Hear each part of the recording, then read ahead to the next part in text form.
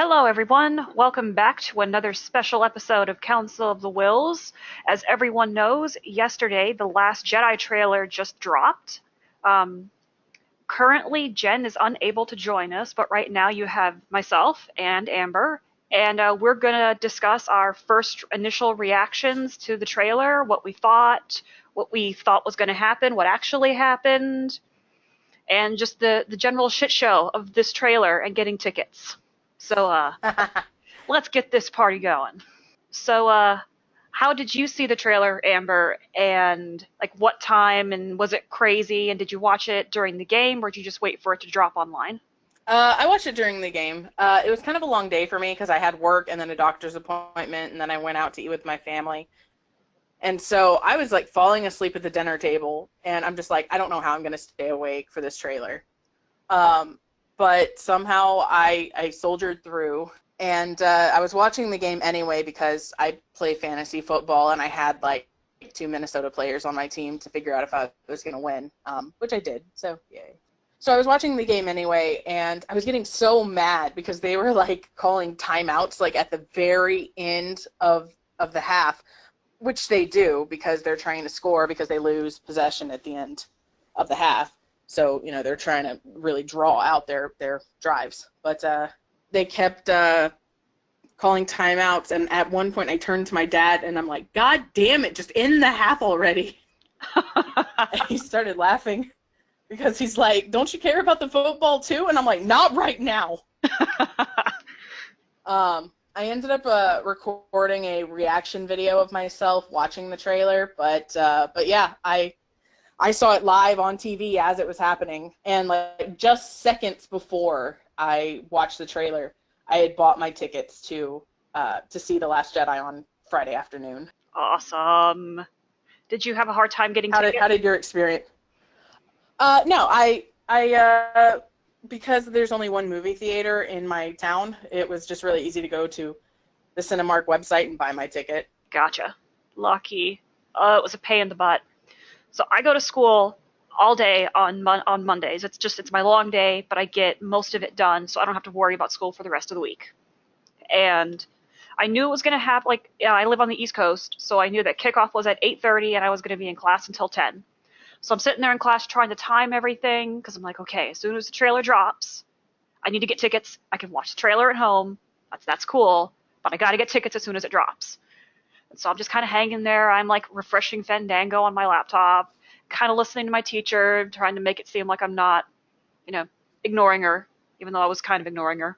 Then I saw your update on Facebook saying that you just got your ticket, and I'm like, what do you mean? The trailer hasn't dropped yet. This is Oh, yeah, bullshit. dude. That ticket thing surprised everyone. Shout out to my friend Steve for posting about getting his ticket so I knew to get mine. So I grab my stuff and I rush out of class because I don't put my banking information in the school's computers because that's a recipe for bad stuff to happen.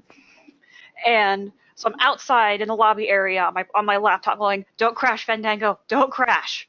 While trying to get my ticket, and everything was sold out.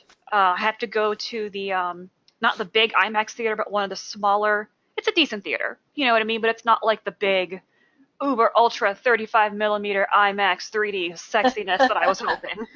But I did manage to get my tickets, and the entire time home, I was like, okay, trailer, trailer. I didn't actually see the trailer until about midnight because I live about an hour away from where I go to school at. So I saw the trailer, and I was shaking, just physically shaking. It was so good. So good. Did you end up getting tickets for the double feature? I don't know. So I got the way I know. I got what was available, and it was the fan night for the 14th, and at 6 p.m. And I was looking for the double feature where you watch The Force Awakens and then it immediately rolls into Last Jedi, but I couldn't see the option anywhere. So I'm like, is that the like opening night fan feature? Because that's the ticket that I got. So I'm like, I'll see when I get there.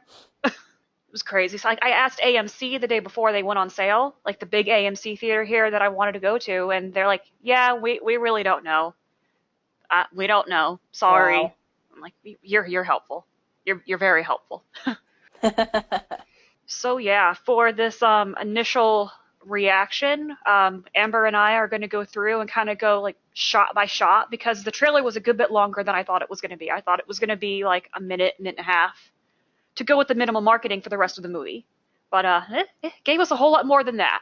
And I think that's probably to make up for the fact that they didn't really give us anything up until this point. Like, we had the teaser and the behind the scenes, but this is the first trailer that we've gotten. And I do think that the reason it's so long is 100% to do with the fact that we didn't get one in August like we would normally have. Absolutely. So yeah, I have my trailer window open. I have the volume on it muted so that we can just talk over it and not have any Yep, weird same. echo reverberations. Before we talk about the trailer, do you want to talk about the poster real quick? Yes. So yeah, this trailer, well, not the trailer. Well, the trailer is beautiful, but so is the poster. The poster is gorgeous. It, oh, it so is. Like that red and white and black. It's you can see like the East Asian samurai aesthetic that's been all over this movie. It's so pretty. It's so pretty. It's so good. And the whole Absolutely, yeah. the with the first teaser trailer that came out at Star Wars Celebration, the big takeaway from that trailer was balance. And what I think is so cool is that even with this teaser poster, it's perfectly symmetrically balanced right down the middle. It's all about balance. It's so good. It's just so good. Yeah. I love it so much. It's and like I just really enjoy the whole like aspect with Luke like looming over everyone. Yeah. It's like Luke is the force, pardon the pun, but the force weighing everyone else down. Does that make sense? Yeah, I can totally feel that. Yeah. Because I mean, everything Leia did was to find her brother, and Rey. It was really like everything that happens to her is dependent on Luke's reaction, and Kylo made the choices he made because of Luke and what he did or didn't do. It looks so good. Oh, it's just so visually stunning. I'm trying to see is Rey's arm injured in this? Yes, it looks like she has a scrape on it or like a burn. Yeah, that's what I'm seeing. Which that's interesting. And she's wearing her Jedi outfit, which I'm not really sure when she changes into that in the movie, but it's one of like 3 or 4 costume changes, and it's the last one as far as we can tell. Yes, and she doesn't have the bruise over her eye that's been seen in other Yep. marketing stuff. So I think that's pretty interesting there too. Here's the thing that's making me laugh is you kind of have this whole like light side, dark side, like halves to it, but Poe is on the like bad side, and so I'm like, Yeah, no, I I saw don't know, that. like I mean, I know Jen is like dying for someone to be a double agent, so I kind of want to be like, Jen, look, Poe is on the dark side. I think they just probably did it to just create like the visual balance. That way the poster isn't skewed from one direction or the other.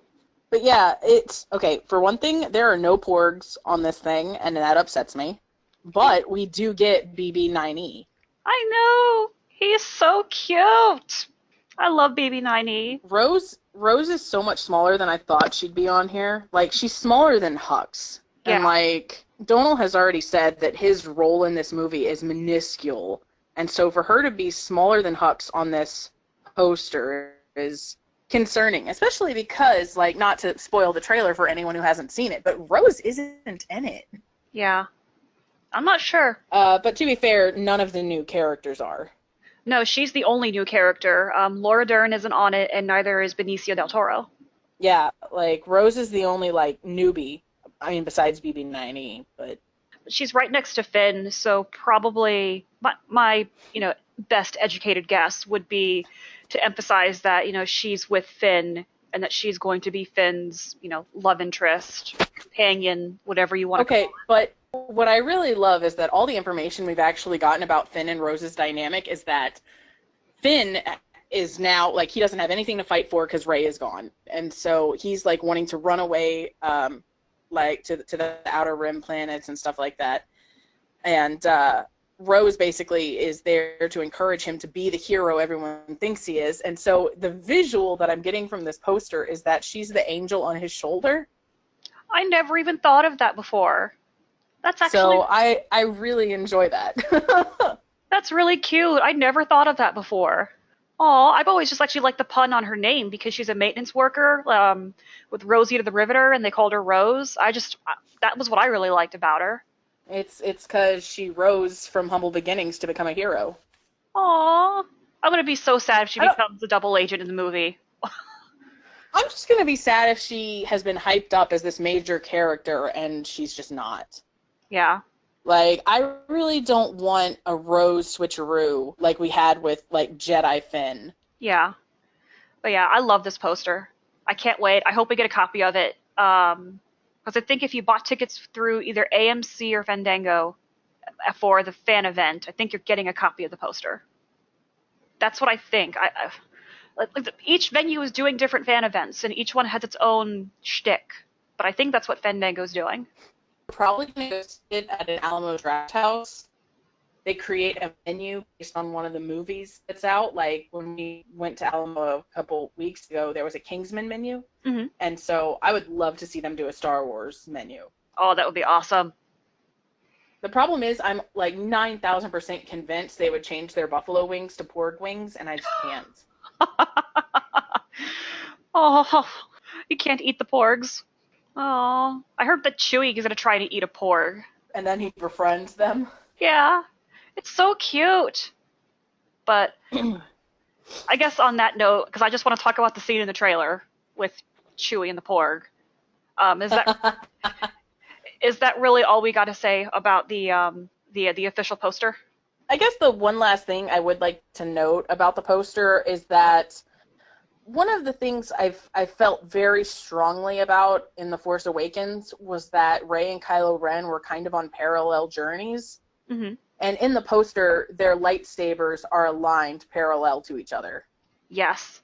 I don't know if that's intentional, but we know that because we saw the promotional shots of Kylo Ren and Adam as Kylo Ren when they got leaked, we know that this picture was not taken at that angle, which means they specifically aligned him to look that way.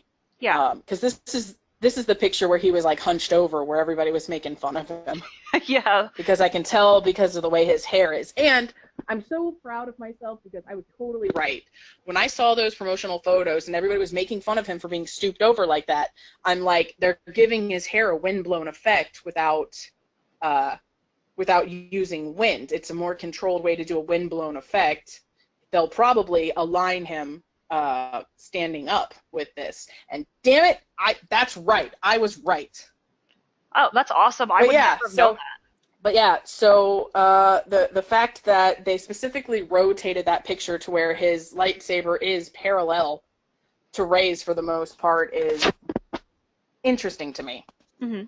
I saw So someone who basically took the design of the poster, specifically with Kylo and Rey, and found that there's essentially a yin yang that's like formed peripherally with them. I did see that one. So it's I like, also saw somebody overlay the outline of Vader's helmet on this poster, and it looked yeah, pretty good. I see that with the silhouette, especially with Luke's head. Yeah, Luke's Yeah, head is meant to be like the top of the helmet, and then Rey and Kylo Ren are the eyes, Leia's the little nose, and then the bottom part's his mouthpiece. yeah. Oh my God, I totally see that. Yeah, 10, it's crazy, right? 10 out of 10 Disney marketing awesomeness. Oh man. Yeah, no, it's really interesting. This poster is so good on so many layers, which I think everything that they're putting out is so good on so many layers. So with that, trailer? Trailer. Let's do this. So, the trailer. Very first scene opens up with Kylo Ren overlooking a First Order fabrication shop of some sort where they're building various things to use with the First Order, I guess. Yeah, it's very reminiscent of, and I saw this many times throughout the trailer, of shots and scenes that were from the prequel trilogy. And Ryan is on the record as being a prequelist and saying that they're awesome in their own way, and he wanted to incorporate them into the sequel trilogy, and he did. This is very much reminiscent, at least to me, of on Camino with the clone manufacturing lines, Yep, I and definitely got that vibe. Kylo's pose and the framing is the same as a shot of Anakin from Attack of the Clones when he's on Naboo after he had the vision of his mother being raped and tortured by the Tusken Raiders. It's very, very similar to the pose and the framing of Kylo in this shot in the trailer. It's like, okay, I see what you're doing there. I like it. First off, let me just say that of course Ryan likes the prequels. He is all about sympathetic villains. Like that is his calling card. So Yeah, naturally he would love the series that established the downfall of cinema's greatest villain. yeah, But absolutely. one of the things that really strikes me about this shot, and I don't know if this was intentional, but like as someone who studied film, if something makes it in a shot, it's intentional. I love that you see the entirety of Kylo Ren's reflection on the floor Yes. Dude, because I think that says a lot about the duality of Kylo Ren in the sense that he has these two sides to himself and he's not sure which one to follow. And so the idea of seeing Kylo Ren with a mirror reflection is pretty cool. it's so artistic, and that's really clear in this trailer that, like, Ryan Johnson uses artistic cinematography. Everything from the color palettes to the composition to the layout to the lighting. It's so, and that's planned in all movies, but in this one, it's so artistic. You can tell he approaches as a piece of art, not just another entertaining Star Wars movie. Yeah, like I mean, and don't get me wrong, I think JJ um, approached The Force Awakens the same way.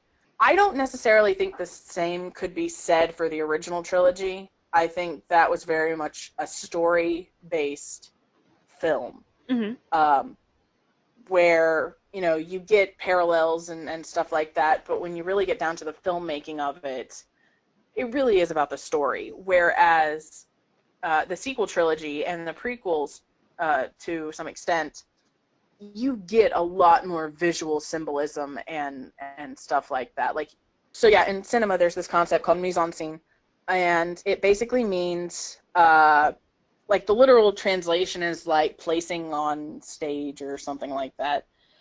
And what it means is how the shot and how the scene is arranged and how nothing in that scene should be accidental or out of place. Like, your costumes should have meaning, your location should have meaning, the music you're playing, the color of the light, the way you frame the shot. Like, every piece of it is supposed to be like a painting with meaning and symbolism. And like a lot of films don't do it because they are just trying to make films. But as something like Star Wars, with someone like Ryan who's just known for his artistry, I think it's absolutely intentional. I think everything we see is intentional. Absolutely. It starts in the opening shot of the trailer and it carries over the next three or four shots. Who do you think Snoke is talking to? So there's some debate about this because they don't know if they're talking about Kylo Ren or Rey. But the phrasing "when I found you," I don't think Snoke has found Rey because he didn't know who she was to begin with, and I think that if he does encounter Rey, it's going to be some sort of arrangement brokered by Kylo Ren, so it's not like he's finding her. Hmm. I agree. I definitely agree. I don't. So I do feel like he's talking to Kylo Ren, but I can't understand why people think he's talking about Rey because Rey's statement right after seems to reflect that concept. Hmm. But I mean, because, and sorry, listeners, um, I think this trailer is a love song to Reylo in a lot of ways and showing their parallels. Just gonna show my hand like that, but I really think that the entire trailer is supposed to be about like their parallel journeys. So the idea of Snoke talking about this incredible power with Kylo Ren and Rey saying like I know I have this power inside me is poetic, I guess. And so that's why I think he's talking to Kylo Ren. Gotcha.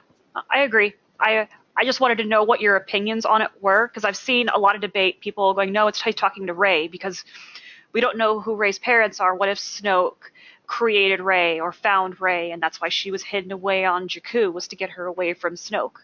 But that's a lot of extrapolation versus what we already know. That's what's already been pre-established. It's already been pre-established that Snoke has had this connection or observation or influence over Ben for his whole life.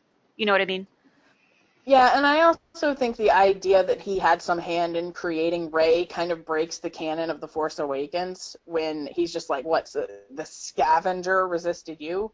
Exactly. Like this random girl is stronger than you? What's wrong with you? Exactly. Had he created her, I think he would know why she was so powerful. So, Yeah. And not just a but scavenger resisted you. yeah, exactly. But moving on, it looks like the next shot in the trailer is the gorilla walkers on Crate. I love these. Like, they look so cool. I can't even stand it. They They've look, got laser cannons on their backs. And as a point of clarification, because everybody keeps calling them renovated AT-ATs, but and see, here's the problem: is I've always called them AT-ATs my entire life, and there's always been this thing where like, is it AT-AT or AT-AT? And I've called them AT-ATs, but now I have to call these ATM6s, mhm. and I'm like, does this break what I've been doing my entire life? But anyway, but yeah, just as a point of contention, these machines are called ATM6s, and they are beastly. Like they've got more stability than the old school AT-ATs, and they are heavily armored with some pretty hardcore weapons on them. So I'm definitely excited to see these guys in action. Well, it's like the First Order took notes of what happened on the Battle of Hoth and said, well, you're not going to be able to trip us up this time.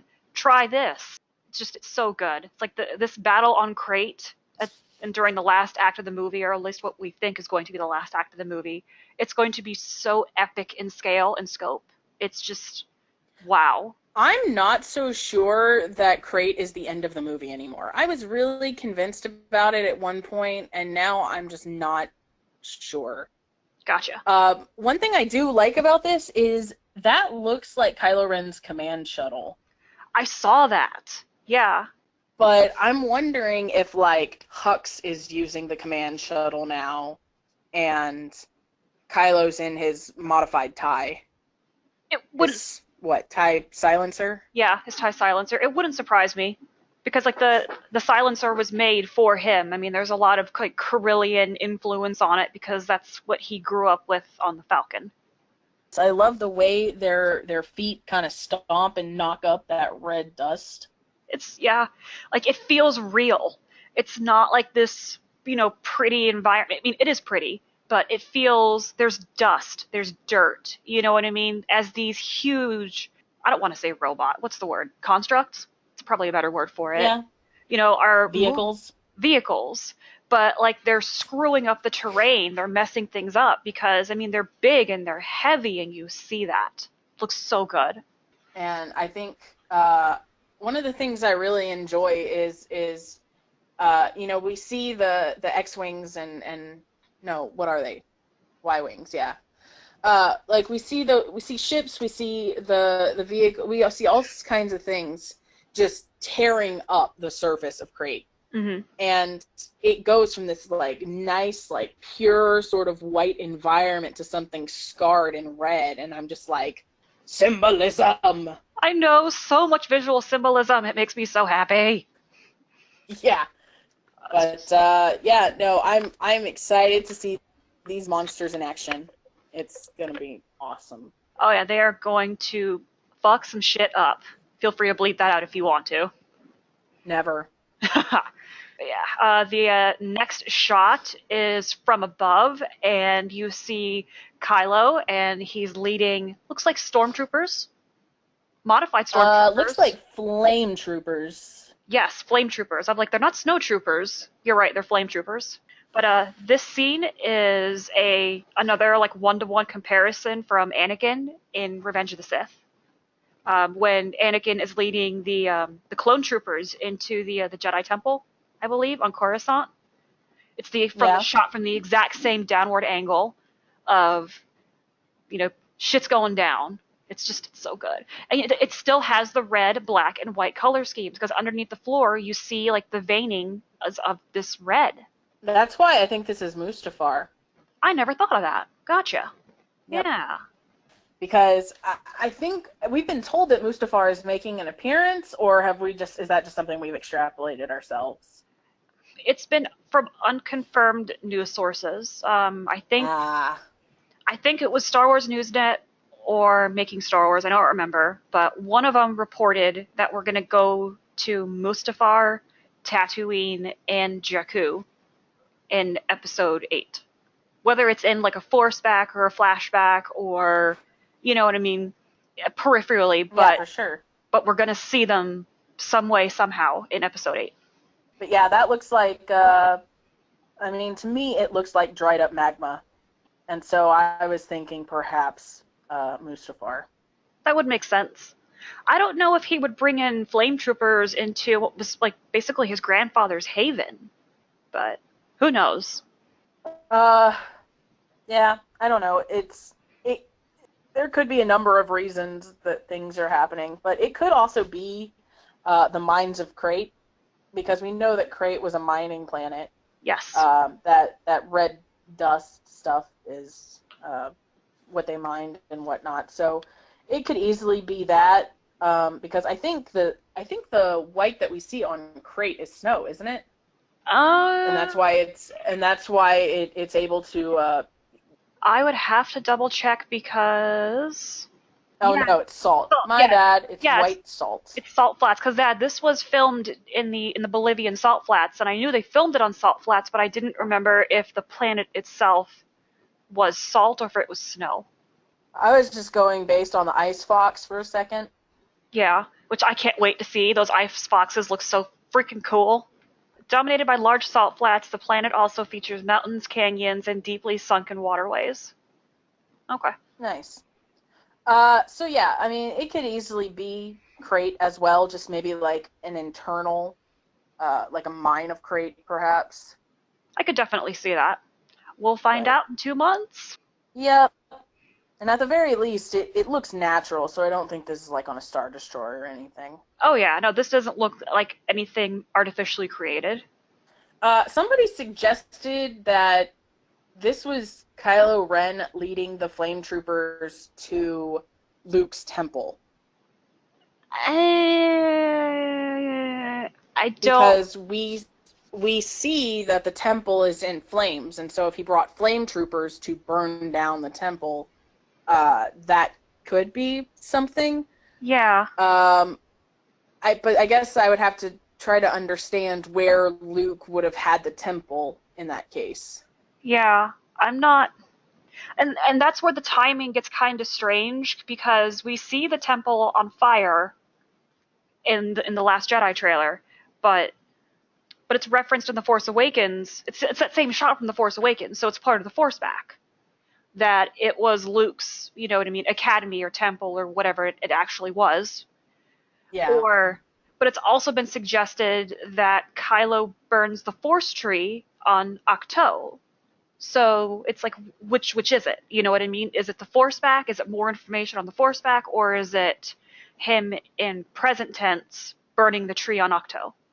yeah, I don't know. And the thing about that shot is, he doesn't have his mask, right? No, I don't see it. It looks like he has the cape, but not the mask. Yeah, so that would definitely be something to Well, hold up. Are we sure that's Kylo? Hold on. Looks like Kylo. I mean, he has black hair. Yeah. I was just wondering if maybe it was like Benicio, but I don't know. because he's just walking really strangely, you know? Yeah. He's got a strange gait in it, like he's limping. But that could also just be the shadows making it look that way. So I don't Yeah. know. I think it's a really interesting shot. I can't wait to see more. But speaking of shot of Kylo, the next shot is another shot of Kylo. This time he has his helmet on. He's in Snoke's throne room, and you can see the Praetorian guards in the background as he picks up his crossguard lightsaber. And this is the shot that actually has me really interested. Like, what's going on?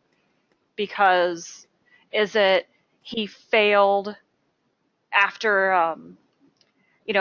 was it The Force Awakens, after the end of Force Awakens, and he has to go back and go, well, I screwed up, I'm sorry?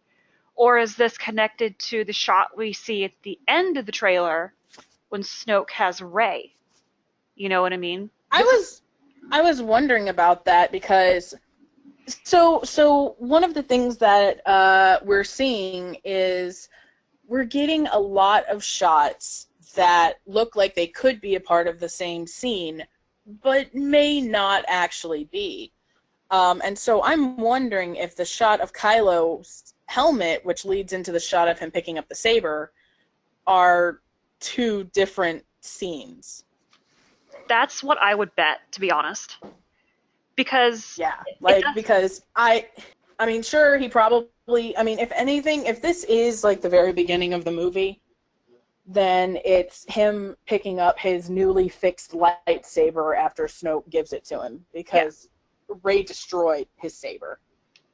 But there's also a chance it could be happening further towards the end of the movie as well. we don't know, but like We don't know anything. Why are we even podcasting? because we want to know more. We want to talk about it. But yeah, like Kylo will destroy his helmet in the beginning. It's you know what I mean. He spends Yeah, most of this movie without his helmet, so I think this has to be two different parts of the movie. You know what I mean? yeah. Yeah. Is that Follow. the same saber as the? I mean, like it's got the same style, but I never really paid much attention to the hilt. It looks a lot cleaner. I'm not gonna lie. It looks a lot cleaner, a lot more polished than his original cross-guarded saber. But it's actually a really good way to bring us into the next shot, which is of Rey with Anakin's lightsaber on Ahch-To, and she practices a bit. And kind of the funny thing about this is I've seen news sites going, "Oh my God, Rey has a white lightsaber." I'm like, no, that's Anakin's saber. That's why they made Luke's green in Return of the Jedi. It's like, nope. I'm gonna be honest though, I did think it was white at first. I was like, why is her saber so white? And then I figured it's probably just because it's too surrounded by light to really show how blue it is. Not only that, but I think just to make it stand out from the background and not make it like the Yeah, same shade of blue as the sky, or else it's going to be like, well, where's the saber? yeah. But we get a couple more shots of stuff that we've already seen, like the of Ahch-To or Skelly Michael, Rey handing the saber to Luke. Just kind of go, Interesting here is that he actually takes it yeah, because I didn't know if he would or not, and the fact that she has it is pretty interesting because it seems like even though he takes it now, he ends up rejecting it later. yeah. That's what I think what happens. Like he'll take it and give it back to her and be like, no, I don't want anything to do with this fight. No. But yeah, you see a bit more of Rey in the Force tree. It definitely looks burned down. Yes, it looks like ashen and what's the word? Crispy, for lack of a better phrase. Yeah, no, it looks destroyed. Um, so I don't know. It could be. Which makes me think that all the stuff of the fire is part of the Force back. Because even in the first teaser trailer, Kylo has fire all around him. So I think all of that stuff is from the previous, you know what I mean, from the Force back. So yeah, the tree caught on fire. Yeah, that's exactly what it looks like. I like that it seems like we're getting all these shots of Rey just kind of doing her own thing and Luke just maybe following her around. Yeah. Well, it definitely Like, at least to the idea that Luke basically told her to go pound sand, get off his lawn and go pound sand, and so Rey has to figure it out on her own. yep. Also, the revelation that Rey is the hand from the teaser trailer with the book is absurd. I would Yeah, not have guessed that. I would have thought that those Force books would have been a flashback of some sort, but no, it straight up looks like it's Rey who sees them and opens them and is it's her hand touching them. yeah. I don't I don't know because the glove doesn't look like Rey's gloves. Rey doesn't even wear gloves. She has the fingerless ones when she's in her resistance uniform or her resistance costume. I mean, I think it's within reason that she could have gloves in her pack. It would make sense. But we get I some mean, more. she had that poncho, obviously. That's true, and we didn't see that before. And I love that poncho. It's so cute. I do too. Oh man, I love that you can actually see the okay, so with the books, I love that you can actually see that it's a tree this time because in the teaser trailer that shot was dark. Yeah, I couldn't People had see to it. go in and artificially lighten it, and now you can actually see what it is. Yeah, I couldn't when I saw the trailer, especially at Celebration. I'm like, I can't. What am I looking at here? I can't tell what that is. But yeah, with this one, Um, you could definitely see the tree in the wood. yeah, and that same light source that's illuminating the books seems to be what's illuminating Ray's face in the following shot. Yeah, like there's like a hole in the top of the tree or an opening that allows light in. Yep. Yeah. So straight up, if you wanted to preserve those books, why the hell would you put a single pinpoint light on top of them? You're gonna fade the shit out of them. Maybe Octo doesn't have UV. It has such a good atmosphere. It filters out all of the UVs so it won't get damaged. I don't know. Yeah, no, fine, we'll go with that. Star Wars logic. It's a fantasy. Exactly. Um, and so after that, we get some shots of Rey training and Luke being a creep, just watching her. Yeah, I mean, and we've kind of seen these already, but it's nice to have a little bit more context to them. Well, it's nice to get the close-up shots of Yeah. her actually training. Yeah, most definitely. I think this shot here kind of clarifies that it's not Yoda's ghost sitting on top of the rocks. Yeah, I thought that was kind of ridiculous. I think people were so they want Yoda, they want Yoda so bad. But sorry, it's like the grave formation on Skelling Michael. People thought that Luke was standing next to a gravestone at the end of Force Awakens. People are like, "Oh my God, Yep. it's Mara Jade's grave." I'm like, "No, that's just a natural rock formation on Skelling Michael." I have nothing against Mara Jade. I'm naming my firstborn Mara Jade. Like, I love her, but at some point you have to understand that sometimes legends just stay legends. Yeah, Back to this. So her training sequence is pretty cool. it is. Uh, Now she has some cool dialogue here as well. Absolutely. Well, I love seeing you get a sense of just how powerful she is when she cracks the ground. Here's one of the things that I find interesting is Rey seems to be training to not kill. Yeah, Like when she swings the saber and stops it just shy of the rock, she seems to be training to like immobilize, not kill. yeah. Though it also looks like someone's been chopping their lightsaber into that rock for a while. Hmm. So Well, some who knows? well something I did notice, and I think that this is just a bit of chopping different parts of the movie into one sequence. But for a good chunk of that training sequence, Rey doesn't have her vest on, and then in the next shot where the ground cracks, she has her vest back on. No, that vest is probably hot, so I would take it off while I was training too. Oh yeah. Um, Now the next scene is so strange, where she cracks the rock. Hmm. Um, because Luke is straight up like leering over her. Like he's like she's clearly meditating, okay? Yeah, And he's just like right there behind her. I'm like, Luke, come on, dude. yeah. Like, give the Though girl some it space. could be now what this could be is a shot of Rey meditating and then the ground starts shaking and Luke freaks out and runs towards her because the area near her will be safe. Hmm. But the look on his face is pure horror. Yeah.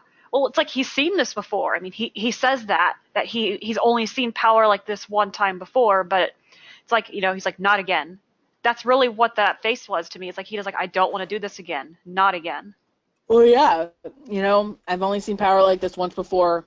It didn't scare me enough then. It does now. And he walks off. Like, yeah, like I think maybe Luke is keen on like maybe he's like fine, I'll train you. But then when he realizes just how powerful she really is, he gets like PTSD back to Ben Solo and he's like, "Nope, nope, nope, ain't doing this. Nope." Yeah. Because I'm like 98% convinced that he can sense her connection to Kylo Ren. Yes. Yes, yes, yes, yes. Without getting too like conjecture-y, without evidence and stuff like that, but yeah. I mean, like, Kylo was already her first teacher. People are like, one of the things that people complain about so much about The Force Awakens is, how is she so good? How is she so good? She's never had a day of Force training in her life and she's already doing Jedi mind tricks. Because she went into Kylo's mind. She learned it from him. She learned how to fight from him. She mimics his lightsaber style. Everything she learned from him. Yeah, I mean, you even see that in the fight in the forest. After she taps into the Force, she's able to, get into his kind of fighting style. Exactly. I mean, she even circles him and plays with him the way that Kylo was taunting Finn. Yeah.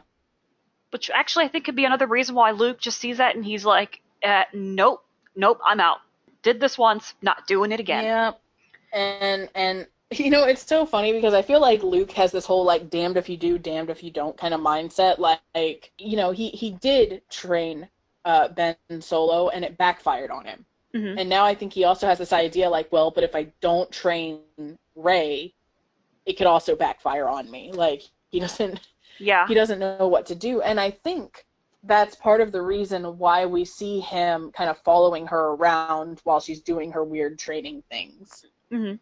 So yeah, it's interesting. We'll know in a few months. I guess that's really what all I can say, because like everyone wants to know, but like we still won't know for another 2 months. I guess the next couple parts of the trailer are where I get a little confused in terms of the timeline, because it's Luke sticking his mechanical hand out of a whole bunch of like burned, charred like rubble, and then it's the same. Well, I think that's a force back. Yeah. I think that's part of the attack on the so-called temple. Hmm. Um, that's him seeing the temple burn. Yeah. Gotcha. I see what you're getting at. Uh, tell it. And can I say that all this like weird splintered wood looks like it may be like an exploded force tree? Yeah, it does actually. And they see, I guess that's, yeah.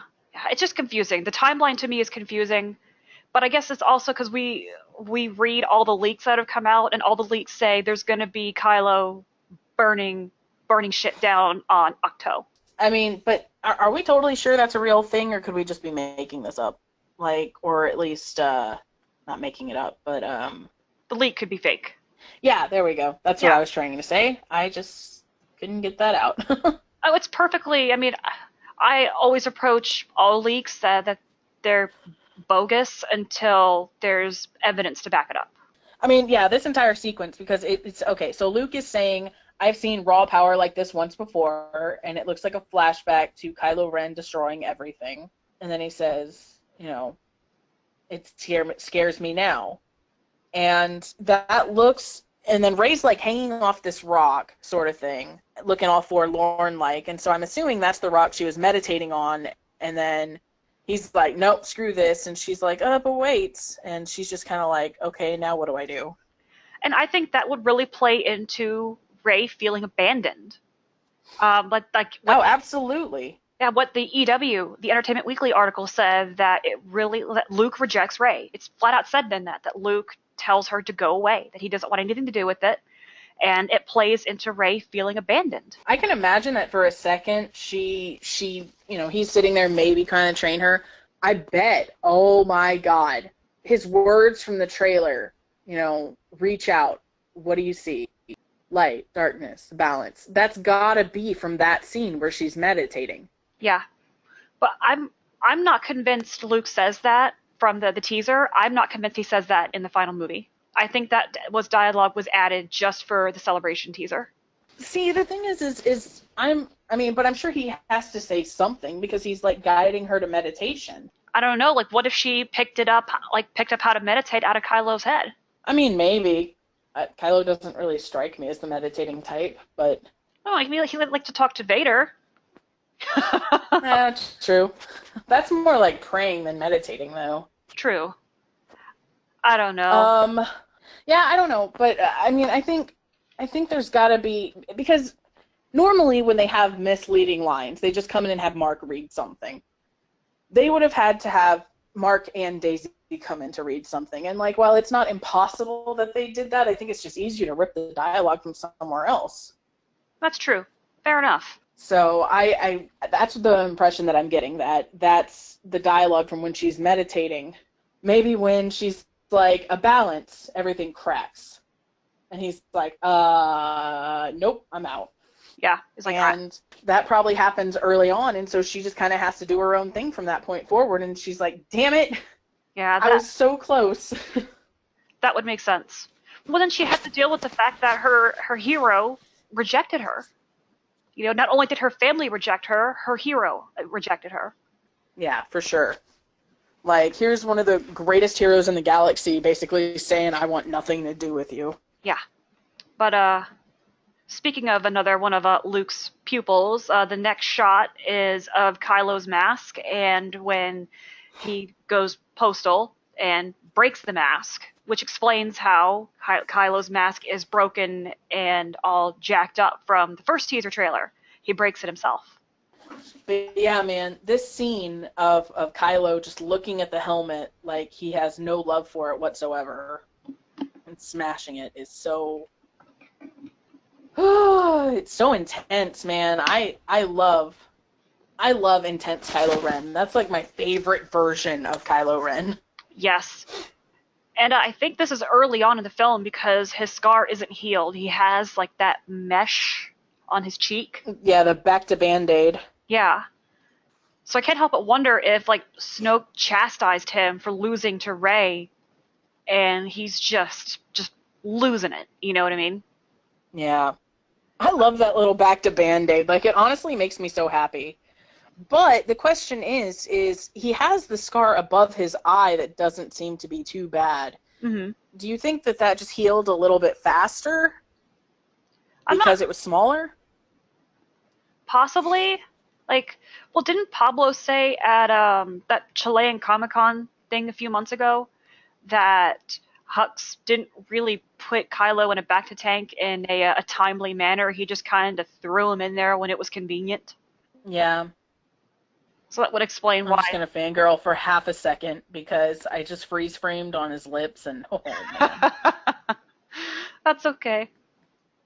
Like, it's just so good. Yeah. Yeah, it's really interesting because I'm sorry, I just really got distracted by those lips. Um, It's okay. like I'm just kind of but no, yeah, I really just feel like Snoke probably chastised him. Like, if there's a chance that the first lines that we hear in this trailer where Snoke is talking to someone is that he's talking to Kylo Ren, but at the very end of it, what we don't hear is him just being like, and now you're a disappointment. Yeah, that would be good. That would really be playing. Um, That would be so playing into Kylo's weakness because I mean he just killed his father for his to be strong. yeah, for his alternative father figure because that's what Snoke is. Snoke's a father figure to him, and Exactly. yeah, Which is gross. it is. But Kylo's kind of fucked up. Oh, that would just push him over the edge. Can you imagine that? I mean, you kill your own father, you kill your biological father to impress your other father figure who then scolds you and chastises you for losing to a girl after you just committed patricide for their approval. Can you imagine like how much that would break a person? Yeah. And leading into the next couple of scenes, there's a chance that the mission he was given was to kill Leia. Yeah, Like if like you failed killing your father still didn't make you strong. We need to get rid of your other weaknesses. We have the location of the resistance base. We're gonna, lead an attack. You need to kill your mother or something like that. yeah. Granted, I'm hands down going to just say it. I know we have our predictions episode, but I don't think he's pulling that trigger or pushing that button. He's not Oh, doing it. I absolutely don't think he's pulling that trigger because that's Leia's resistance outfit, isn't it? From the end of The Force Awakens? Oh no, it's not. It's It's not. very similar, but It's similar, but it's different. yeah. Um, but anyway, Leia gets some costume changes. I don't think this is it. Yeah, but no, Oh my God. Can I just have to say some things about these scenes right here is they had every opportunity to make Adam Driver look every bit of 30 something that he is. mm-hmm. And he looks like a teenager. He does. They made him Like look, he looks like a scared teenager. yeah, they made him look young and gullible, not gullible, vulnerable. They made him look vulnerable with Yeah. like big puppy dog eyes. Like, what have I done? You know what I mean? And a pouty face. Exactly. I mean, they could have made him like fugly, especially after killing his father, you know what I mean? And having his face, bisected in half by a lightsaber wound. They had every Well, opportunity yeah, to. and that's the thing is, so in a lot of times with cinema, the outward appearance often matches the inner appearance. So you'll have someone who's like good and pure and inherently wonderful be physically attractive. Meanwhile, characters like Voldemort get turned into a snake as they get more evil, and Snoke looks like a rotting apricot. What it seems that they're doing with Kylo Ren is that he started out not unattractive, but it seems that they've actually made him look more attractive in this movie, which, based on the whole, your outsides match your insides, he's actually getting better. Like, he's becoming more good because he's becoming more attractive. Exactly. Well, didn't the author of the Last Jedi novelization, he called Kylo inverse Anakin? Yes, he absolutely did, and said that he would love to write stories from his POV, Exactly. which a lot of people completely misinterpreted that concept and said that Jason Fry wanted to write Kylo's story because he has an inverse hero's journey. But that's absolutely not what was said. He's an inverse Anakin, aka, someone who starts bad and goes good versus someone who starts good and goes bad. Exactly. And no redemption arc will have him killing his own mother. No, not in the least. And Also, like, I'm convinced that we're gonna have Leia die in this movie, but I don't think it's gonna be at Kylo's hands. no, I think it'll be an accident. Like, Oh like no. that's my crackpot theory. But I think that if Leia is killed off in this movie, the Order is going to do it, and either Kylo won't do it, and someone will go in behind him and kill her because he won't do it, or he'll make the split decision to not push the button, and you know what I mean, some side character, like in Game of Thrones, Jon chose not to kill Ygritte, but some side character shot her with an arrow, and she died. Yeah. They didn't think Carrie was going to die, so I don't know if there's a way for her to die on screen. Hmm.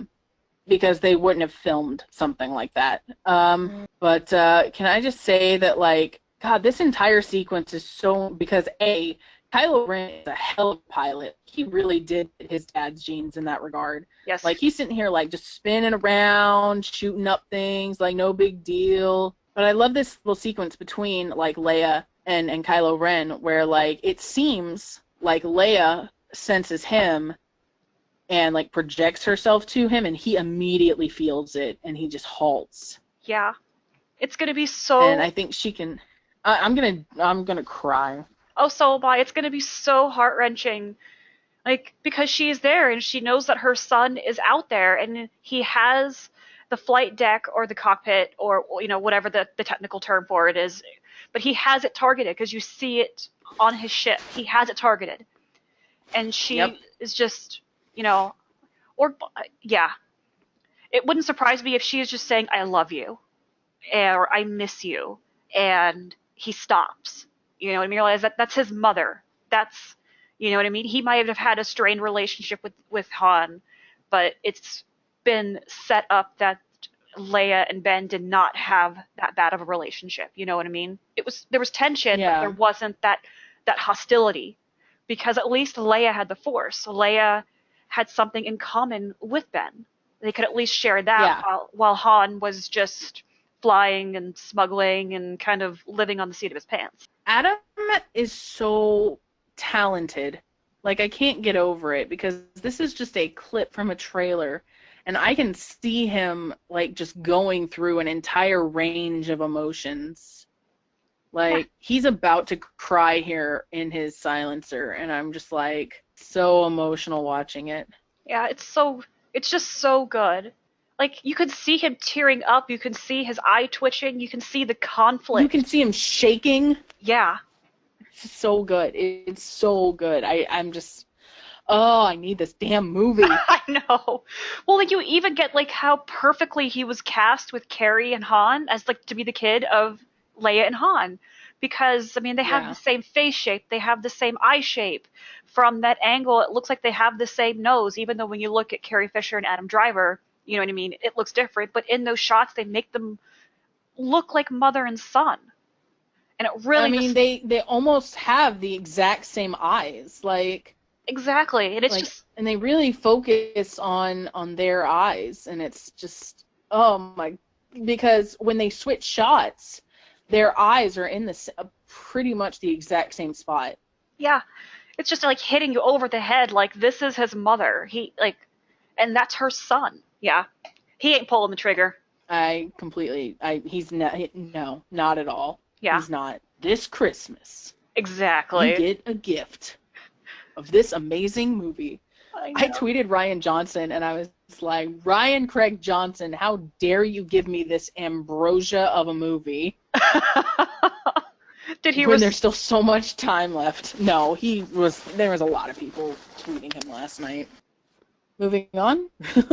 Yeah, we get to see Crate's interior, which is Yep. beautiful.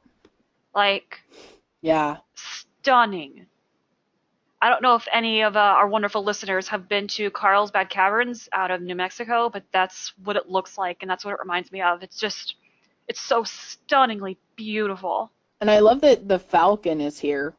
Yeah. I mean, it's, Like, because I know there was some questions as to whether or not we were going to see Rey on Crate, or whether or not the scene of her dancing in behind the scenes reel was just her on set for whatever reason. mhm. But with the Falcon here on Crate, it seems pretty decided that she's, gonna be here. Yeah. Um, and she's getting chased by TIE fighters. But it should be noted, not a TIE silencer. Yeah. I've even So, seen the crackpot theory, and this is just crackpot theory for what it is, that Kylo was on the Falcon with her, that they leave Octo together. it would just be so beautiful. I know. Um, yeah, no, I've heard that theory too, and when I first saw the scene, I was like, oh, but I'm actually kind of wondering because they immediately go to like Chewie on the Falcon, if it's just Chewie piloting the Falcon. It could be. You know what I mean? Yeah, But but isn't he is in the co-pilot seat, so yeah, and there would have to be a pilot there. yeah. What do you think of the Porg's So best Wookiee growl? um, I want to die, and I want that to be played on loop inside of my coffin. So the first thing I hear when I wake up from the apocalypse is that adorable thing. It's so cute. I need 700. Oh, I just can't even. Like, I just. Ah! I know. Like, Here's Chewie. Also, people are complaining that Chewie was CGI.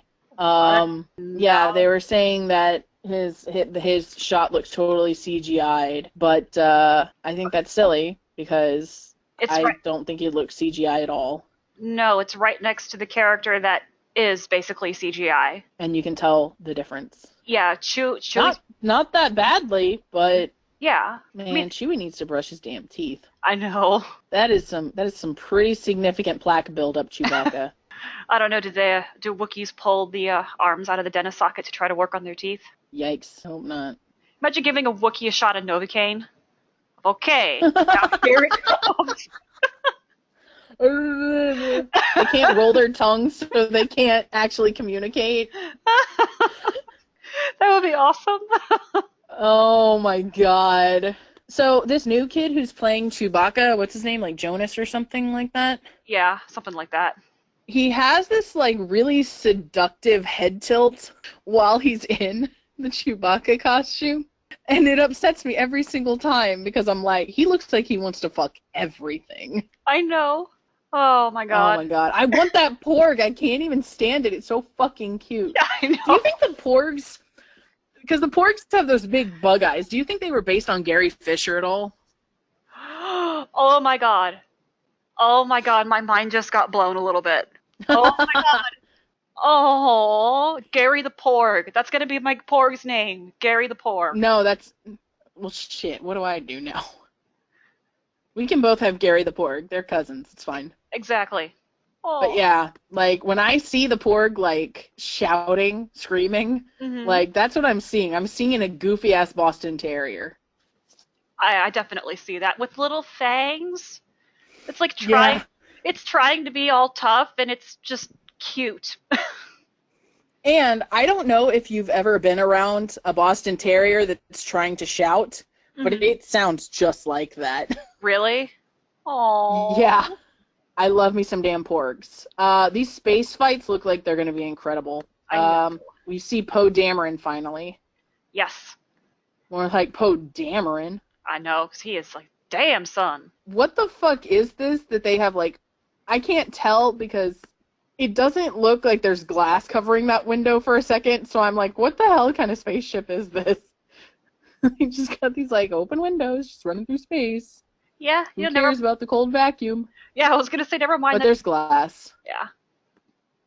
You know what? It's Star Wars physics. For the reason why in a ship hangar they can Yeah. have a wide open area into space and no one gets sucked out. This X-Wing looks like it's got a hella booster on it, and I love it. Yes. It looks like just they took everything and multiplied it by 10 and then threw it into The Last Yep. Jedi. Looks so good. So this dogfight that I'm seeing, in space definitely looks like the Super Star Destroyer that they say Snoke lives on. Yeah. The giant floating pizza slice. Yeah. I agree. So that's cool. Poe leads Pose. I would say just like leads the attack squadron to try and take out Snoke's Star Destroyer or Super or Mega Star Destroyer, Yeah. whatever it's called. Is it just me, or did every man in this movie just like glow up hardcore? Like Oh, they I'm did. looking at Poe's like close up shot, and he's got the stubble and the little scar, and I'm like, what the fuck? I know. Oscar Isaac's beautiful face. Oh, it's so beautiful, and he's so angry and so determined. And hey, what up, Billy Lord in the background? Yep. Well, hey, we get to see Poe get slapped. So I was hoping they would include Yeah. this. I wanted them to include Poe getting slapped. Oh yeah, I would have just loved to see the speculation from the general fandom Mm-hmm. about why Leia would slap Poe. Exactly, because it's already been said But I that she does it. yeah.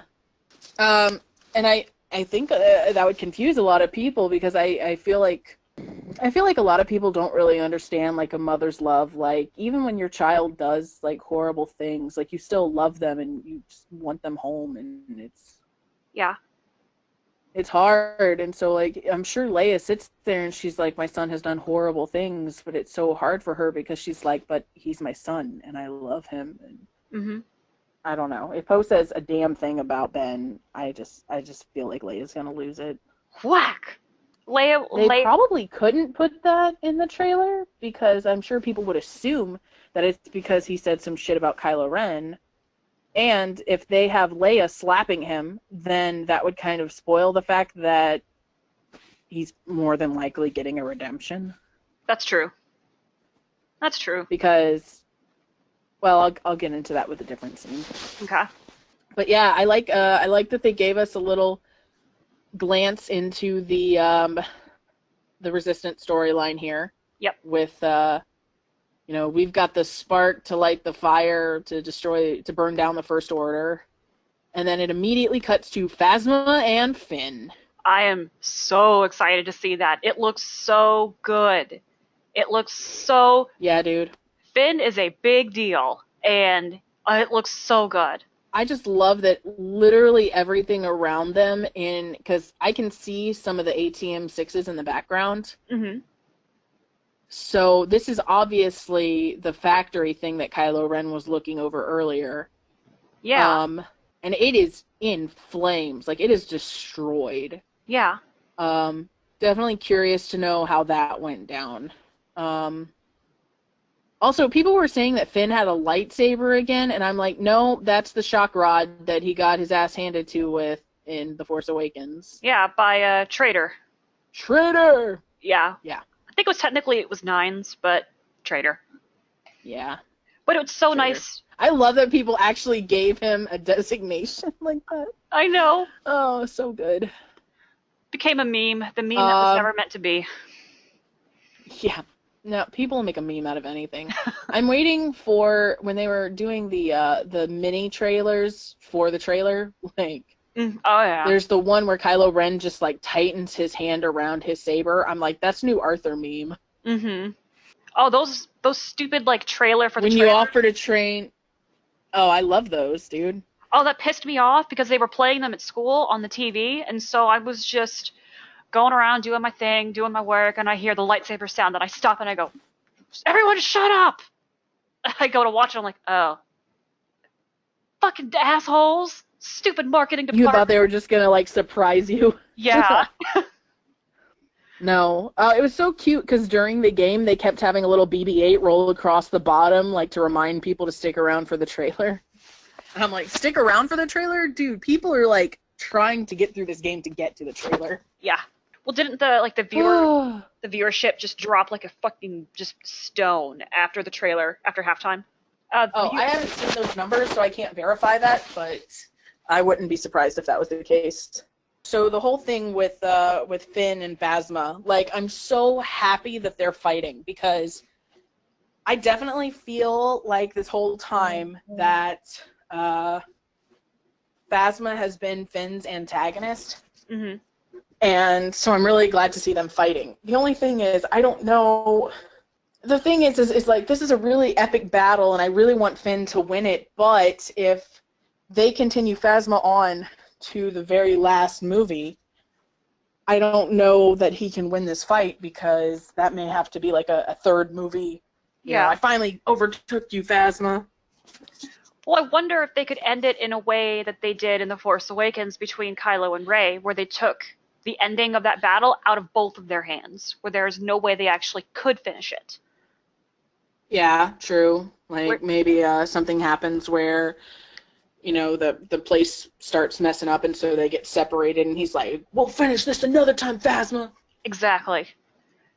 It's so good to see. It's like everyone in this movie is accepting their destiny. I absolutely love that you see Finn in the reflection of her helmet. Mm-hmm. Because I think that's kind of metaphorical in the sense that she sees a lot of herself in him. Yeah. So, like, that's pretty cool to me. Also, the close-up of her helmet is sick. It is. It looks so good. Like, the chrome with all those bright lights, it makes it so yeah, dude, visually... with the shock rod. Yeah, it makes it so visually interesting with the shock rod and the explosions and just the luminosity and the reflectiveness of her chrome offset against the matte black eyes. It's so good. It's so textured and multidimensional. It's so good. Yeah, for sure, man. Like, um, Though it's so funny because I'm straight up getting like, I can show you the ways of the stormtrooper. All Yep, right, so moving on. BB-8. We see BB-8 again. that's true. And he gets hit by lightning, which means I hope he's okay.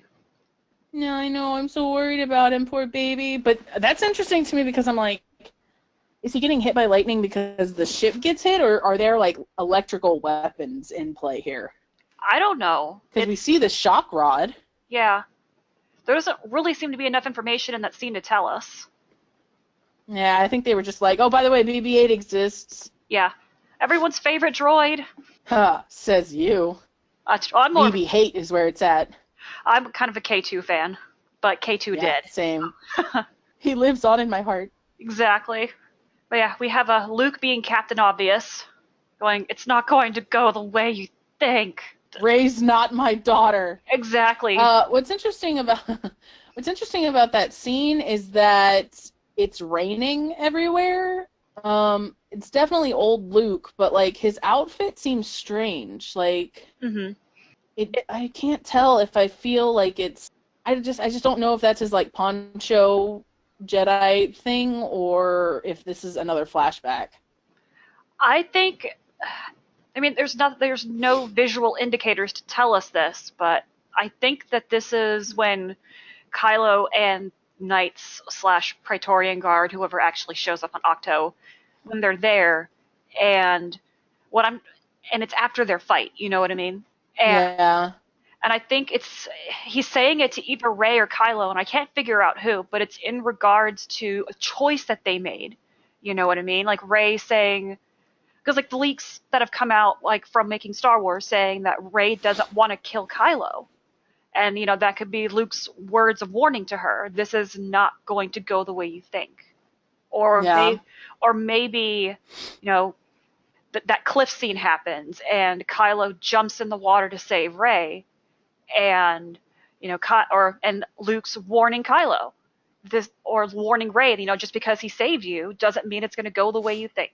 I was thinking that it's either a flashback to when he destroys things because we see rain in various places in the Force back, even though I don't think Luke is there. And it's him like telling Kylo like Snoke, this whole thing with Snoke isn't going to go the way you think. But Yeah. that's like 4% on my probability. I think it's more likely because we were there was a leak of some sort that talked about how it's going to rain when the confrontation between Kylo Ren et al. Happens. Hmm. And so I definitely agree that there's a choice being made. I don't see a lightsaber reflection anywhere, Neither do I. which, everything being that slick, you would think that there would be a reflection somewhere. Um, Well, this so trailer. I don't. Also, he has blood on his lips. Yeah. Um, so this is definitely post-fight. Hmm. And of course, this is my little Reylo shipper heart, but I really feel like, Kylo Ren is trying to get Rey to go with him, and she agrees, and, Luke is trying to be like, it's not going to go the way you think. No, Snoke is going to use you. no, I agree. When he gets what he wants, he'll crush you. Exactly. But no, I do agree with you. I think that there's a whole lot more to this than we're being shown. And what I also think is interesting is in this entire trailer, they are avoiding Luke's lightsaber. They're avoiding it like Well, the I plague. don't know if he has it. I have a crackpot theory that what we talked about on our last episode that we recorded about whether or not Luke is going to have a red lightsaber. And I think the fact that they're being so secretive, I would I would place money on Luke is going to whip out a red lightsaber because he already has the red kyber crystal. I mean, it's Oh crack. man. I mean, it's a crackpot theory, and I totally get how people, what I mean, might not agree with it or think that it's flawed. You know what I mean? I totally get the criticism of it. Yeah, we don't know. Yeah, I'm trying to ponder, but I don't know. I just I know that a lot of those like so-called leaks talked about Luke going dark, and so there's potential there. But a lot of them make him out to be like the ultimate evil in this trilogy, and I just don't know if I can wrap my head around that. Hmm. But I could definitely see like a fall from dark, a fall from grace at the very least, to where, his saber has, corrupted. Yeah. But yeah, man, I don't know. I'm really interested. I just want to know. I know. I really want to see that whole like Luke calls down lightning thing they talked about in the leaks. But Yes. Well, like Luke has never been, I only use light side attacks because he force chokes people in Return of the Jedi. I think Luke is pretty great to begin with already, so I don't really know why people got up in arms about the concept of him not being a pure Jedi. But I think people have their whatever. half of their ideas of who a character is, and they don't like anything that goes contrary to it. Does that make sense? It makes total sense because that's the exact problem I'm having with wrapping my head around the idea that Luke could be like ultimately evil. Hmm. I don't know. I don't know. We need this movie. We need answers because all this trailer does is give us more questions. That's why I think this is so good, because like it does answer a lot of questions, but also it doesn't.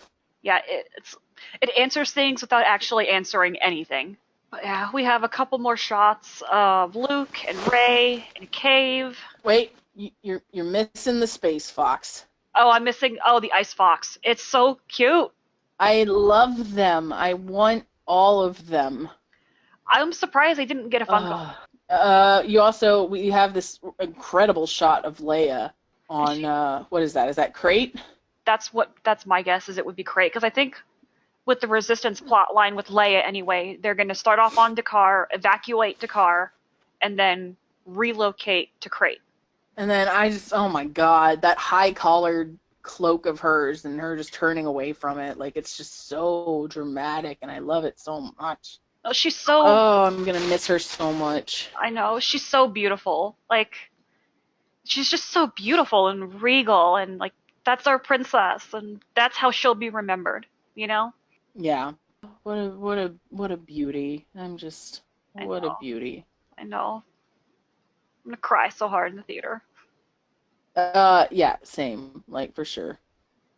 Carrie Fisher is beautiful and gorgeous, and I love her, and it's gonna break my heart. So the next scene is let's see, Rey diving into the water, Yep. and with a sea monster. Yep. Or So that's interesting. or at least a skull of a sea monster. I mean, there's something there. Yeah, for sure. Terrifying. But Yes. but yeah, she just kind of dives right in, Yeah, and that's the part and that's weird because like she grew up on a desert planet, but she knows how to swim. That's just weird. It's disconnecting. Does that make sense? maybe she learned how to swim from Kylo's head. I mean, that's true. Wouldn't it be so great if, like, because we see her come up in another scene and Luke's there, Mhm. and so now I'm just kind of sitting there, like, imagining her popping up and Luke being like, "I thought you said you're from Jakku." She's like, "I am." He's like, "Where did you learn how to swim?" And she kind of thinks about it, and she's like, "I don't, I don't know." Your nephew. And that's the moment that he realizes, like, shit, she learned a lot from my nephew already. Yeah. So we see the scene of her climbing out of the water, soaking wet, and this looks like Resistance Ray. Like, it kind of looks like she's wearing her jacket, maybe, and Yeah. her hair is up. Yeah, it's But the very next scene of her still soaking is her hair is down. her hair is down, and she's got the white shirt on. So I think it's two different scenes that just happen to To be just have some connection. yeah, to just kind of cut together. Then we have the next shot of Finn, and he is not looking too happy. Yeah, I'm assuming he got captured, but Yeah, that's what it looks like because there's a stormtrooper behind him. also the stormtrooper helmet looks strange. I can't tell if there's just something in front of the eye, but they've got like this like Pennywise slice down them now. Like, you know how Pennywise's little makeup like goes down his cheek? That's Yeah. what it looks like is going on helmets. Yeah, that is kind of strange and funky. I don't know. All those like stormtroopers and first order officers just chilling inside that little factory, though. Something's going down in there, and it's gonna get blown up too. Yeah, that's what I'm wondering if like Finn allows himself to be captured so he can detonate a bomb. That would be awesome. I'm in charge now, Phasma. I'm in charge. Um. Oh, and TIE fighters are leaving, so it seems like they're suiting up for battle right here. Yeah, my guess would be is that they're about to go launch the attack on Crate. Yeah, this is probably the Super Star Destroyer, Mm-hmm. and it probably lands on Crate, and they deploy the forces from there. Yeah. And then more shots of the ATM-6s with Yep. another shot of the command shuttle. You get to see more stuff on Crate, and you get to see all that beautiful red iron oxidized, I'm assuming, dust. It's just awesome. It's so good. And then, oh, Our apricot. But he looks okay. uh, He's creepy. He is yeah. creepy. But it looks so good. Does that make sense? No, I completely agree. When they said that he was going to be a CG character over a puppet, I was like, but like this looks so high quality, Yeah. like Like so high quality. yeah, he looks so just creepy and just Yeah. you can't you can't look away from his eyes. Now I have my volume down, but do you remember offhand what he says here? I can play it. Crap. I think it was fulfill your destiny. So he's saying fulfill your destiny, and then it goes to a shot of Rey being straight up tortured, man. Yeah, and that's because and you see the Praetorian guards in the background, which is why I can't Yeah. help but wonder if this is connected to the shot we see of Kylo picking up his lightsaber in the beginning, because you see the Praetorian guards in that one as well. The whole like fulfill your destiny while torturing Rey is interesting because I can't help but wonder who he's talking to. Like, is he talking to Rey and like, I'm gonna put you through a whole lot of pain to unlock all of your true power? Or if he's telling Kylo Ren, like, you clearly screwed up because of this girl, so now I'm gonna kill her. And if you don't kill her, I'm gonna torture her until you kill her. I think it's the latter, not the former, because Yeah. in the Force Awakens, he said, "I think a reminder is in order for you, Kylo Ren." In the novelization, I will show you the meaning of the dark side. Bring the girl to me, and Rey escapes. But she has already foiled Kylo twice in the Force Awakens. You assume that something happens between them, whatever that something is, whether she beats him again or he switches sides. Something happens where Snoke isn't too pleased, and be like, well, it's all because of this girl. So someone's about to get schooled. Yeah. But like in the novelization, doesn't he try to get Rey to kill Kylo Ren? It's implied. So in the novelization, if you don't listen to the audiobook, it says that a voice was telling Rey to kill Kylo. And it doesn't say Snoke's voice, it just says a voice. But in the audiobook, it's Snoke's voice inside Rey's head saying to kill Kylo. Interesting.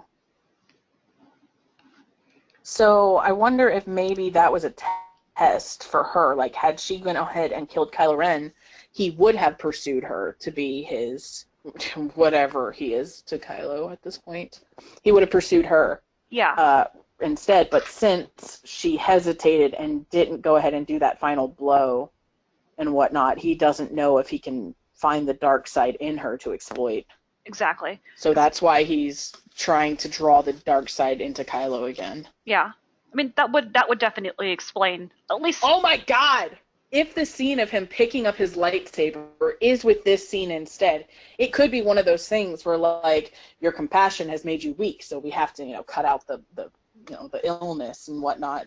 So kill her. And Kylo Ren's like, what? No. And so he starts torturing her, and he's like, kill her to put her out of her misery. Like, kill her, or I'm just going to keep torturing her. And so the audience gets this like scene of him like panicking, and he like slowly picks up his lightsaber, and they think he's going to kill Rey, but instead he attacks Snoke. And that's when we get the scene of Rey and Kylo Ren fighting the Praetorian Guards. That is exactly what I was thinking, because the Praetorian Guards are present in all of this, and in the behind the scenes reel, they team up. It's very clear that they team up and they're fighting the Praetorian Guard. My little Reylo heart can't handle this. I know this trailer is. I mean, we're no longer closeted anymore. You know what I mean? I'm a dirty, filthy Reylo. No. Well, here's the thing: is we can't be closeted anymore, because like to be closeted would mean that being a Reylo is something to be ashamed of, and this trailer just proves that that's what's happening. Yeah. Like, Reylo is canon. Like, there's no more questioning anymore. We can sit there and say, look, man, I know. we picked this out already. 2 years ago. We picked this out 2 years ago, and we've been banned on forums. We've been called idiots. We've been chastised. We've been treated like fucking pariahs. We've had people like death threats and get doxxed, and just because of a ship. And it's like, but it's canon. It's canon. In some iteration, Yep. it's canon. And actually, that's good. I mean, we're gonna have a longer episode dedicated to just like shipping in Star Wars in general. So, but this is just kind of a rant, and this is more so like vindication right now, because, you know, like Jane was saying, we have literally been through hell as people who just supported a ship. I can't even count how many death threats I've gotten because I write Reylo meta. Mm-hmm. And like, just the amount of bullying that has taken place because of this one little ship, and I'm just so vindicated right now. And yeah, a lot of the Reylo that we're seeing in here is kind of speculative, because it could easily get turned on its head, but I don't think it is. No. Well, like every bit of symbolic storytelling leads to Reylo. Film is about visual storytelling. That's what it is. And there are visual indicators in The Force Awakens that tell you that would not have been put in if they were related, or if it was Yep. going to be just a familial connection, or an antagonistic connection. They Yep. would not have had the bridal carry. They would not have had it. That was added to the script. And It's just, yeah. even if all of these things happen to be put in by accident, you still have J.J. Abrams being very unreluctant to define their relationship. Because it could have been so easy for him to say, you know, these two are going to be really strong antagonists for each other going forward. Mm-hmm. But he didn't. He said these two are going to have a very interesting relationship going forward. Yeah, and referring to Kylo as a prince and Rey as a Cinderella. Yeah, like, he means Sleeping Beauty. Or there you go, Sleeping Beauty. Well, no, he said Cinderella, but he meant Sleeping Beauty. Gotcha. The whole, she got into a trance and was drawn towards the thing.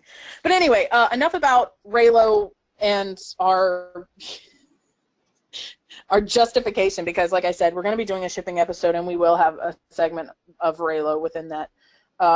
So we'll let the casual viewers, listeners, not have to hear that, and y'all can tune in to the shipping episode if y'all really want to hear us go ape shit over some Reylo.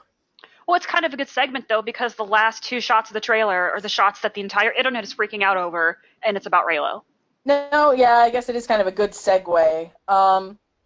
So the final shots of the trailer are Rey saying, you know, I just want someone to tell me my place in all this, or something to that effect. I can't believe I don't have it memorized as many times as I've watched this damn trailer.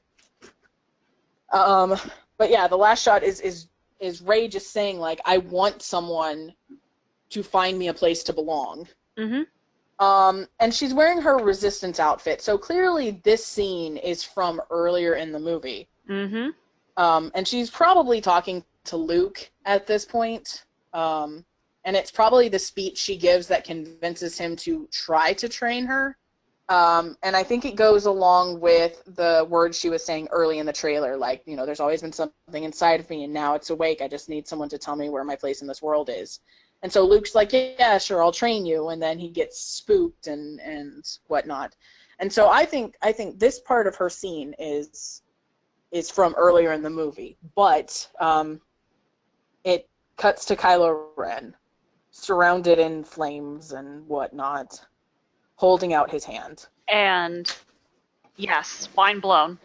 And I saw this at almost a midnight, and I'm because I live in a townhouse, and I'm pretty sure my neighbor could hear me go, yes.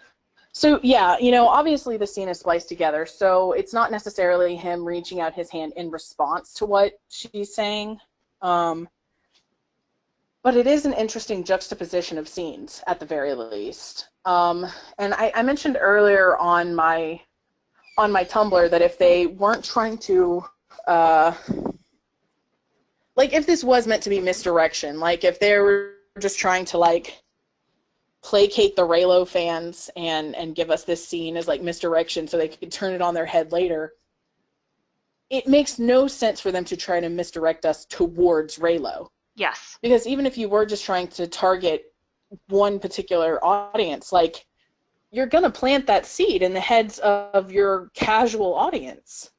Well, not only that, Um, most viewers are not Raylos.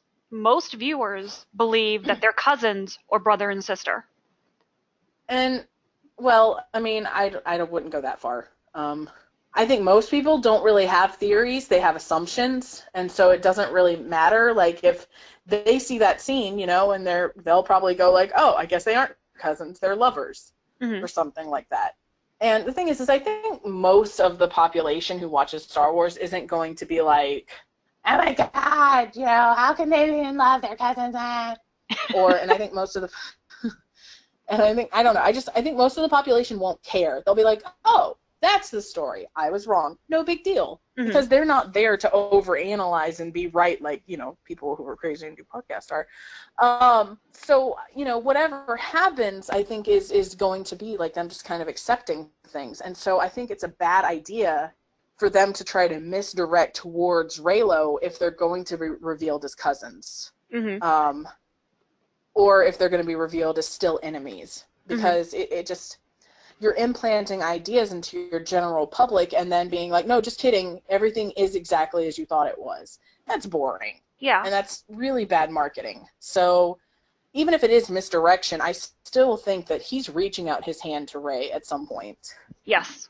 Like I've read that a lot of people believe that that's how Snoke gets a hold of Rey, that Kylo offers his hand out to her and says, come with me, come join the First Order, and then he goes and turns her over to Snoke. I I don't quite buy that. I don't quite believe that because I can see it happening, like that is like maybe that is the way that she gets to Snoke, because I mean, the thing about Kylo Ren is that he is still like, he does still like look up to Snoke, even if he's been failing at his mission this whole time. Like, crap, I couldn't kill my mom, I couldn't do this, I couldn't do this. Maybe if he like he still trusts Snoke in this way that, um, if Rey's scared and needs answers and stuff like that, he's like, I know someone who can help, hmm and he takes her back to Snoke, and then he realizes that Snoke isn't going to help her. yeah. And that's when everything breaks for him, Like, I don't think this is a malicious sort of thing. You can look in his eyes and see that he's not trying to trick her. Like, he legitimately is looking with care and affection for whoever he is looking at. Which is why it makes me laugh when people are like, he's clearly shaking Finn's hand for being a double backstabber. Yeah. Like, yeah, like, are you kidding me? Well, it's already been clearly established that there is something between Kylo and Rey. It's been Yeah. established in Entertainment Weekly, in Vanity Fair, in this trailer, and in the fact that both Daisy and Adam do not do like marketing and tours together. You know what I mean? Like they keep the exact nature of their relationship really secret. And I think part of why this kind of misdirection, kind of not, because I do believe like the shots aren't in sequential order. It's not going to happen like that in the film. But No. the idea behind it, that Kylo is going to offer to teach her and show her, just like he did in The Force Awakens, and this time Rey's going to accept. Because she doesn't have anywhere else to go, and Luke won't teach her. Yeah, Luke I basically just, tells her to get off his lawn. I don't know. Like, I don't think it's misdirection, but I do think there's other ways that it could go. Like, it could be Kylo, like, reaching out for his mother, maybe. You know, like, maybe he sees her, and. But just the juxtaposition, like, she's clearly saying, I need someone to find my place in this world, or Hmm. to tell me my place in this world. And then it cuts to Kylo. Like, that right there is them saying Kylo is going to help her find this place in the world. Yeah. Well, And if anyone can relate to how she's feeling and what she's going through and can actually guide her, it's Kylo. oh, absolutely, dude. And like I can't get over Kylo's expression in this. He is shaking. He is breathing hard. His hand is shaking when he puts it out. Like, I really, like, okay, again, this is just my little Reylo heart talking, but I really do feel like he cares a lot about Rey Hmm. at this point, because they've been inside each other's head. He understands, like, her loneliness and her fear and her desire to belong to something, and like, I can easily see him, like, have already fallen for her, and so he's sitting here and she's rejected him, once or twice already for just being around each other. And if he sits there and he's like going forward another time, like, he's reaching out to her because he doesn't feel like he belongs anymore, Hmm. and he knows that she doesn't feel like she belongs, and so he's reaching out to her shaking because he needs her to take his hands because they need to belong. And I'm just Well, they need each other. Well, like she's yeah, light. She's light who struggles with the dark, and he's darkness that struggles with the light. They complement each other. They balance each other. It's what Ryan said. It's two halves of the same protagonist. And exactly. Like, that means that they're going to have the same goal. yes, they're going to have to team up and they're going to work together. And to whatever means, you know what I mean? Overthrowing Snoke or overthrowing Luke or overthrowing whatever, finding balance, whatever their end goal is, but they need each other to be able to do it. Exactly, yeah. But yeah, dude, when I saw that scene pop up, it was so hard for me to keep quiet that my dad was in the room, and like he was watching the trailer with me because he's the reason I watch Star Wars. Hmm. And so like he was watching the trailer, and I'm just sitting there like real close to the TV watching it, and I hear her say this thing, and I'm like, oh my god. And then I see it cut to Kylo Ren, and I'm like, oh my god. I know. I could not handle it. And then the hand holds out, and like tears. I just immediately burst into tears. I'm just like, so, oh my god. I started shaking, like almost uncontrollably shaking, and then I immediately Yes. and you saw what I posted on my social media going, "It's canon! Suck it! I Fuck it!" I I I turned to my dad and I was like, I'm gonna need a moment. And I walked into my bedroom and I just kind of laid down on the bed and sat there staring at the ceiling for a second, like, oh my god, it's real. It's happening. I'm not crazy. And that's what it really Oh, but that's what it feels like having been a closeted Reylo for 2 years, having been banned from forums, and just for trying to talk about it like a rational, you know what I mean, a rational, reasonable human yeah. being who just wants to, maybe this could happen, and being told to go away, shut up. You're a horrible person. You're crazy. You're psycho. It's all in your head, and you hate women, and you're a rapist because I like a ship. I'm like, what? What? Yep. Yep. So when But I actually seeing it in the trailer, it's like, wow. So this is what vindication feels like. you were talking about how you think all the scenes with Fire and Kylo Ren are the Force back, and I was concerned because I thought that meant that his, reaching out his hand would be part of the Force back, but he's got the scar, so, Yeah, um, and that's a healed up scar, like that's later in the movie, yeah. That's at so, least at least halfway, probably closer to the end. but yeah, I so what I don't want you to be like individual scenes and like order and stuff like that. But so like how I was saying that I thought that Crate was going to be the big climactic final thing once upon a time. I've now switched that to believing it's more so an end, a middle of the movie sort of thing. Is there any scenes you thought were going to happen or have learned about that you assumed would be in a different location, but now think they may be elsewhere? I mean, for the most part, this seems pretty much how I envisioned it, but what I did not see coming a mile away was Snoke torturing Rey. I did Yeah, not. I didn't really see Rey meeting Snoke at all, but I feel like there was a leak that suggested that was going to happen. There was, but So now I want to find that leak and see what else they said. like I don't.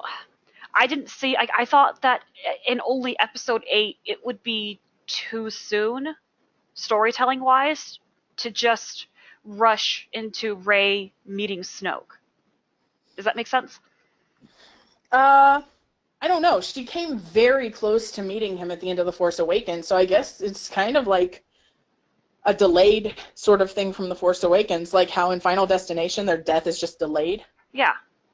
Um, so I really don't think that her meeting him could have happened too soon or too late based on that because, um, what's the word I'm looking for? It was always going to happen anyway, Hmm. so I don't know. I think it really could have happened at any point, and it would have fit in so long as the story to get to that point made sense.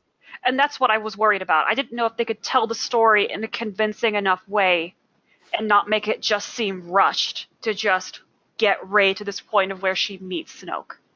So yeah, that's our discussion on the Last Jedi trailer. It looks really exciting. It looks really interesting, and it kind of both answered my questions and defied my expectations and made me a lot more confused and really excited to see where it goes. And it blew up the internet with those last two shots. Oh, it sure did. So thank you And then, again, everyone, for listening. If you want to, you can email us at Council of the Whills, that's WHILLS, at gmail.com. Until next time, I'm Jane. and I'm Amber.